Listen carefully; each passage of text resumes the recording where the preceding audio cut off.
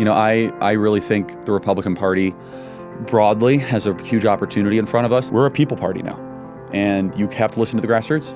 You have to listen to their concerns. Keeping our republic is on the line, and it requires patriots with great passion, dedication, and eternal vigilance to preserve our freedoms. Jenny Beth Martin is the co-founder of Tea Party Patriots. She's an author, a filmmaker, and one of Time Magazine's most influential people in the world. But the title she is most proud of is mom to her boy-girl twins. She has been at the forefront, fighting to protect America's core principles for more than a decade. Welcome to the Jenny Beth Show. No one has been more effective at reaching younger generations of Americans with a conservative message than my next guest. Charlie Kirk is the founder and president of Turning Point USA and chairman of Students for Trump. At TPUSA, he has built a massive network of high school and college-age activists, and he's not stopping there. When it comes to the future of America, he's not leaving it in the hands of fate. He's trusting in God, rolling up his sleeves, and putting in the work to keep our republic. I'm proud to be partnering with Charlie in an upcoming project to help secure and win elections in 2024. And I hope this episode inspires you to get involved as well. Charlie, thanks so much for letting me take over your studios. Yeah, at your only location. for you, Jenny Beth. Oh, you're very kind. You do wonderful work. We're honored to have you here. So how long have you had this place? Oh, well, this particular building, I'm trying to think, 5 or 6 years now. Mm-hmm. So it was part of our migration to Arizona. The Lord knew what he was doing. I live here now, so there's no escaping it. I love this state. It's amazing. It's the best of America, and it's also the highest stakes state in the country. All the bad guys are pouring lots of money into this state. It's changed dramatically politically, unfortunately, and I feel called to do my part to try to change it. We might be successful. We might not. We want to turn this more like Florida and less like Colorado. And Arizona used to be a real ruby red state. Isn't anymore, but we're in the right place. That's good. That's very good. You've got an amazing operation Thank going you. on.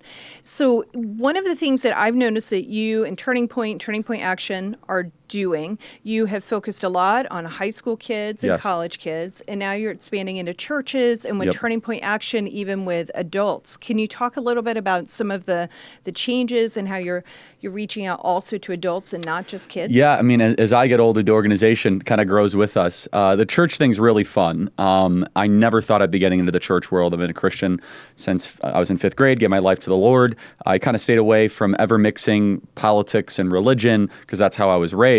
And I said, okay, let the evangelical groups do their thing. There's a lot of these DC groups that say they do a lot of stuff with churches. I assumed they were doing good work. And then all of a sudden the lockdowns came.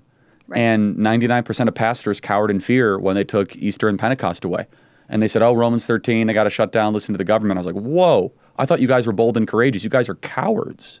And there were some really good pastors that stood up. I said, we got to get to know them, traveled the country, spoke at some of their churches in the calendar year of 2020.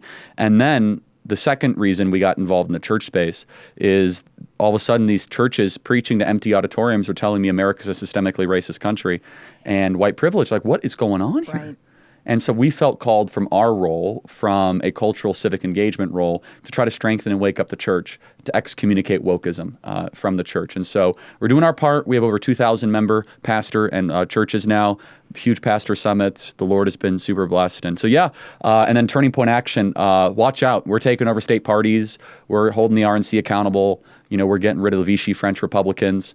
We're not here to try to make a long political career. We're here because I'm sick of losing the country. We want to put the grassroots back in charge of the Republican Party. When you do as much work as you do all week long, and I know because I have those long weeks where you've got 12 and 18-hour days. You've been doing it forever. Yeah. Longer than I have.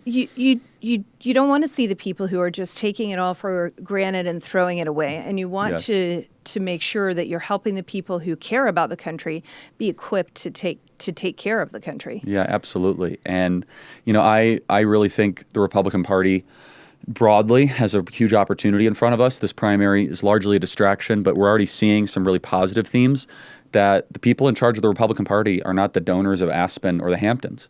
There's some really good donors in Aspen and Hamptons. We have some of them. There's also a lot of not so good donors in Aspen and the Hamptons.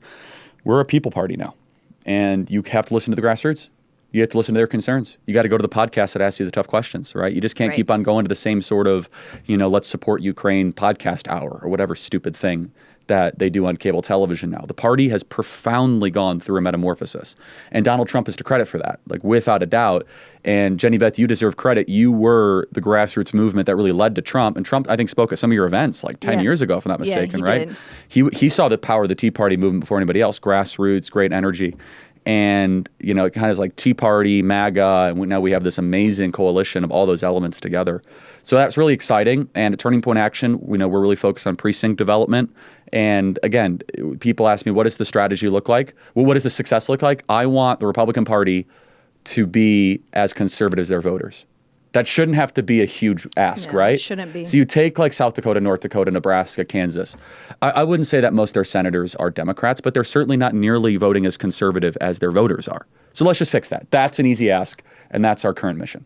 It isn't that hard to do, and it's not that hard to ask for. It's hard to do. It is a challenge. Hard to do. Yes, it is. You know how it is a challenge. It's a complete challenge. One of the things I heard recently is you were talking about the importance of the grassroots being involved. I think that the RNC putting a stipulation on the debates that the candidates have to have a certain number of donors actually is a good thing. And I've heard some of the candidates complaining about it, and it makes me think, well, then you're probably not listening to the grassroots. It's a great intention, poorly executed because you just give away gift cards, I guess, to get on the stage. That's true. And then I don't know if they're actually vetting it. But I do appreciate the effort, the intention of the RNC. No one takes the RNC seriously, so they're all just kind of gaming it. I think half of them are lying. But I do want to credit the RNC. At least they tried to say, hey, we want to be a grassroots party. You have to have at least 40,000 people that have given you money. Right. And the candidates who are complaining about it, it tells you everything you need to know, right? They're showing a lot of their true colors right now. That's right. So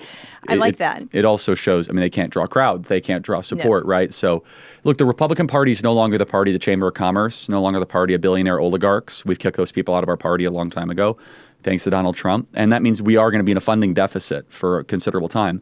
But we can't be in an activist or an energy deficit. And so we can't, look, they're going to outspend us everywhere. They're going to outspend us on the ballot referendums. They're going to outspend us in ads. But are they going to outwork us? And that's where we come in, both Tea Party Patriots and Turning Point Action. Right. And you and Tyler and I have been working on a lot of things. Some of them will be rolling out more in 2024 to make sure that we're equipped and that the activists are equipped. I'm excited about it. It's going to be good. I'm really excited about it as well. One of the things, I want to shift gears just a little bit, that I've heard you mention, and I think that people would be interested in hearing more about, is that you are doing basically a digital detox. Yeah, Sabbath. Yeah, it was funny. A couple years ago, I've been going hard for, as like you, 11 years, and I was just getting super worn down because, I didn't really stop after the 2020 election. I just kept going, and then we had the awful events of January 6th. It just, it was just a nonstop, right? So the summer of 2021 was a challenge. It was just like, my goodness, when do you get a rest? And a pastor friend of mine was like, well, you should take the Sabbath. And at the same time, I love Dennis Prager. I listened to a lot of his podcasts, and I would always be envious. I'm like, wow, the Jewish people, religious Jews, are so lucky they get to take a day off. It's like, why don't I do that? I'm a free sovereign being. I could do it. And, it says in the 10 Commandments, for 6 days you shall work, and for 1 day you shall rest. I was like, okay, I got the 6 days down, right? So I got the first part of the commandment, but I'm definitely not resting. And so in Hebrew, the word Sabbath, Shabbat, means to stop, to cease, right? And you do it first and foremost in observance that God created the heavens and the earth, right? It's the longest standing religious celebration in human history. It's building a cathedral in time. And so I started doing it. The first couple weeks were hard, and the first couple months were difficult because people thought they could reach me. But then after about 6 months, 9 months, honestly, it's like most people know, I honor the Shabbat, and I go from Friday night to Sunday morning.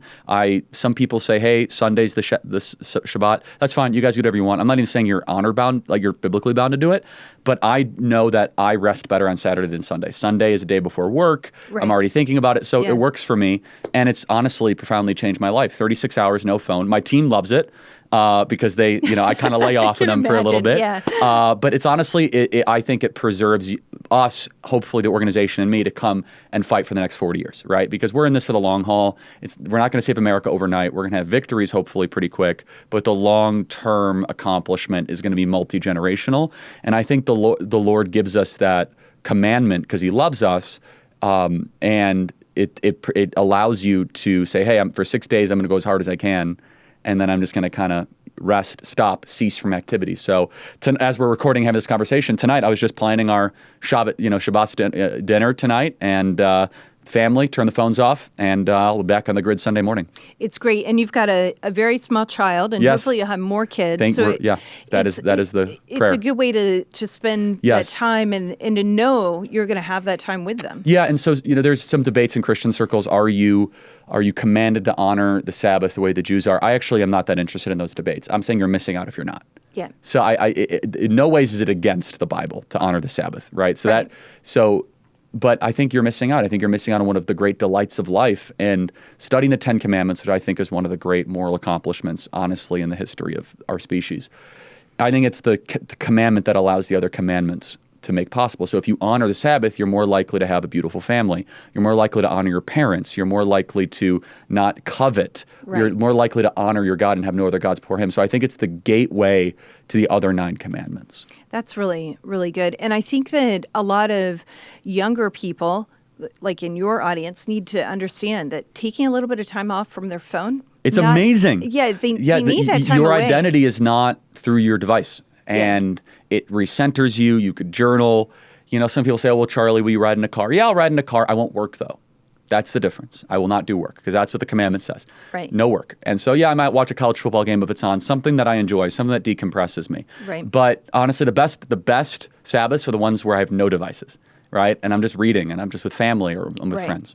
My son, in the summer of 2021, he is an Eagle Scout, and he went up to Northern Tier and worked at Northern Tier. And so that is on the Boundary Waters in Minnesota. And he took troops out canoeing. It's supposed to be the quietest place in America. It was very quiet. And he couldn't use the cell phone. And he came back, and he went through a metamorphosis, and not having that phone. He would have it when he got back on the weekends, but then he'd be out for 7 to 10 days with no phone, and it changed him. And I think that more kids really need to get away from their devices. Adults do too. I'm sure I do as well. And the difference is with kids is that no one should have a phone younger than 18 years old, but that's a separate issue. I've lost that debate. I've tried for I didn't, because I grew up in a different era 10 years ago. But it neurologically changes your brain. And that's the difference, is that if a 50-year-old uses their phone, they don't have the same sort of dopaminergic attraction or attachment to it that a 12-year-old will, because they're developing long-lasting pathways that then addict them to that device for the rest of their life. Yeah, it's really scary. Mm-hmm. So I'm glad you're doing that. And Thank I hope you. that and if you're not, you're missing out. I'm not trying to guilt you into it. It's just your life will be shallow if you don't. Yeah. Okay. Now, looking ahead in the next year and a half, as we're looking at November 2024 and beyond, things can look really bleak. The day we're recording this, things do look pretty bleak. But you have hope for the future. Why do you have hope? I have hope in the ultimate future. So as far as the election goes, 2024, anything can happen. Yeah. If it's Trump v. Biden, it's going to be difficult. The Republican establishment is not playing to win. The Democrats are. If other people decide to run, if there's no labels or Cornel West, it could get interesting. In your home state of Georgia, Cornel West could maybe pull a couple 100,000, black voters, and that could be an interesting dynamic to it. But look, I'm driven by my faith, and I'm driven by a strong belief that God meets you halfway. And so we must act with obedience, and maybe God will act in a miraculous way. Look, I'm not a hopium guy where I don't go on my podcast, my show, your show, and be like, you know what, we're going to win the election. I don't believe that. I think we could, but we have to work for a miracle. And so that means we have to work the hardest we possibly can. This is the problem with the mindset of the conservative movement. And I hear this, Charlie, what's the point? The odds are stacked against us. Or if we lose, I'm giving up. I'm surrendering. I'm moving to Auckland, New Zealand. I'm moving to Zurich, Switzerland. And I said, well, you have your why all wrong. You do it out of obedience. You do it out of duty. You do it out of gratitude for what happened before. And if we win, then it will be the greatest celebration. But guess what? Maybe God doesn't want you to take credit for it. Maybe all of this, he wants you to say, you know what, I did a little bit, but my goodness. And honestly, there's so many things that could still happen. We have no idea what this race is going to look like, right? And it looks bad. And also, conservatives not playing to win. We're going to try to do our part. You're going to try to do your part. We're going to try to do our element of ballot chasing and precinct organizing. It really is a 3-state race. It's Georgia, Arizona, Wisconsin. That's it. I believe Donald J. Trump He'll win Florida, he'll win North Carolina, he'll win Ohio, he'll win Iowa. North Carolina is the one that's going to require a little bit of work, but it's structurally a pretty good state. But Georgia, Arizona, Wisconsin are tough. And you win those 3 states, he's the president of the United States. So it's a 3-state race, really an 8-county race. Comes down to mainly Maricopa, a little bit of Pinal, a little bit of Pima, and then Fulton, Cobb, Gwinnett, and then Dane, Kenosha, Milwaukee. That's basically the whole civilization. So if we start talking like that now, let's micro-target, put our working boots on, and mobilize the conservative Republican base to try to make an impact. So what might seem daunting, like, oh, wow, hundreds of millions of, 200 million votes and billions of dollars. Well, guys, this is 7 counties. And so in these let's 3 do our states, work. it was far less than 100,000 vote Oh, it difference. was 44,000, yeah. It Here in wasn't even Arizona, 50. in Arizona it was 10,000. Georgia was like 8,000, 11,000. 22,000 in Wisconsin. Yeah. And that's with all their crap, right? That's with all the fraud, all the ballot mules, all the suppression, and all that. So I think that we're right on the margins. I think that if the election were held today and if it was held ethically, Trump would win. It's not going to be held ethically, so it's a coin toss. It's a coin toss. So even with that, I think it's like 5,000 to 6,000 votes on the margins. So my goodness, guys, stop complaining. We have a chance to make history. And maybe God's going to act in a miraculous way. Maybe blacks will come in our way in a 3-4 point way because of the trans issue. Maybe working class Hispanics will come our way. Maybe we'll have a parents, realignment in Kenosha or Waukesha, or I have no idea. Or maybe these third-party candidates will draw hundreds of thousands of younger voters at UW-Madison Marquette and, in Athens, Georgia. I don't know. You don't know. Nobody knows. No one knows. But I do know that if we don't work, we lose. Right. And that's the message I'm bringing to the grassroots. And I think that's a really important message. And it's not just that the activists don't know, but the talking heads on TV want us to think that it's all settled already anyway. Yeah. We don't know, so we have to give it our all. No, we have to act out of obedience, and we have to get our why correct. And I'm of the mindset that if we are not successful, I'm going to get up and go back to work. Right. And if that's not your mindset, then you're a what's called, and the founders had a great term for it, you're a Sunshine Patriot. Like you're not built for this, and that's fine. Like go do whatever you got to do, right? Go run a small business or sell insurance or whatever. We're in this for the rest of our life. That's right. But we need you, right? We need you to knock on doors, become a precinct committeeman, donate the money you can, whatever it takes. Poll watch, poll work, all of it. And everyone has their calling, right? Right. And we're trying to fill the void. Well, I am excited about what you're doing, and Thank you. I am excited about the partnership that we have. Yeah, going. Tyler's been cooking up some great stuff. Yeah, Tyler's really good, and I appreciate the time that you spent with us today. Thank you, so Jenny much. Beth. Love Tea Party Patriots, and we're here to help. Thank you very much, Charlie Kirk. God bless you. The Jenny Beth Show is hosted by Jenny Beth Martin, produced by Kevin Mooneyhan, and directed by Luke Livingston. The Jenny Beth Show is a production of Tea Party Patriots Action. For more information, visit teapartypatriots.org. If you like this episode, let me know by hitting the like button or leaving a comment or a 5-star review. And if you want to be the first to know every time we drop a new episode, be sure to subscribe and turn on notifications on whichever platform you're listening to. If you do these simple things, it will help the podcast grow, and I appreciate it very much.